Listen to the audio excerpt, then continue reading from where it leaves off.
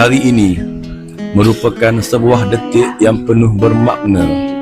Detik untuk kita mengenang perjalanan, menghargai masa serta meraihkan seorang insan yang telah mengabdikan sebahagian besar kehidupannya demi perkhidmatan. Insan yang kita raihkan pada hari ini ialah Encik Zahari bin Yaakob.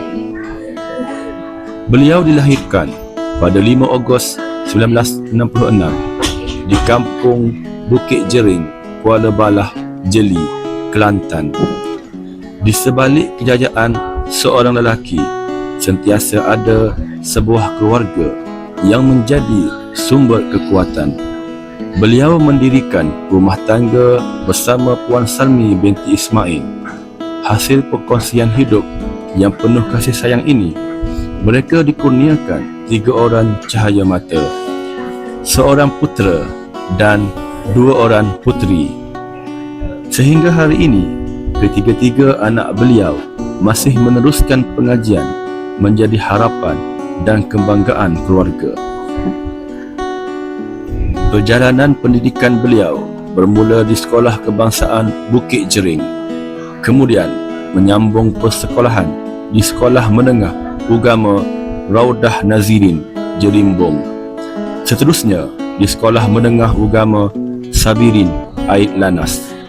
Di sinilah bermulanya asas ilmu yang akhirnya membentuk seorang insan yang tabah, amanah dan berwibawa. Perjalanan kerjaya beliau bermula pada tahun 2001 sebagai kaki tangan sambilan di Sekolah Kebangsaan Bukit Jering. Selama 5 tahun, beliau menabur bakti dengan penuh dedikasi. Pada tahun 2006, beliau meneruskan khidmat di Sekolah Kebangsaan Penduk. Kemudian, pada tahun 2010, beliau bertugas di Sekolah Kebangsaan Wakaf Stan. Dan akhirnya, pada tahun 2015, beliau menyertai keluarga besar Sekolah Kebangsaan Tapang.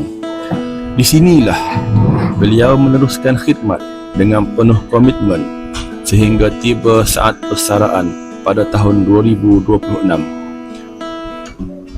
Selama 20 tahun 8 bulan, beliau menggalas amanah sebagai penjawat awam, bukan sekadar hadir untuk bekerja, tetapi hadir dengan penuh rasa tanggungjawab, rajin, amanah, jujur, ringan tulang, mudah memberi kerjasama. Sifat-sifat inilah yang menjadikan beliau seorang rakan sekerja yang amat dihormati dan disenangi oleh seluruh warga sekolah. Segala usaha dan komitmen beliau tidak pernah dipandang sepi.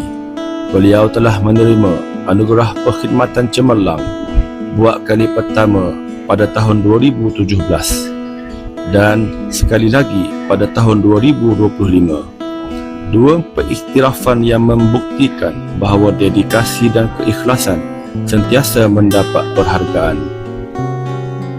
Sesungguhnya, tidak semua jasa mampu dihitung dengan angka. Tidak semua pengorbanan mampu diungkap dengan kata-kata.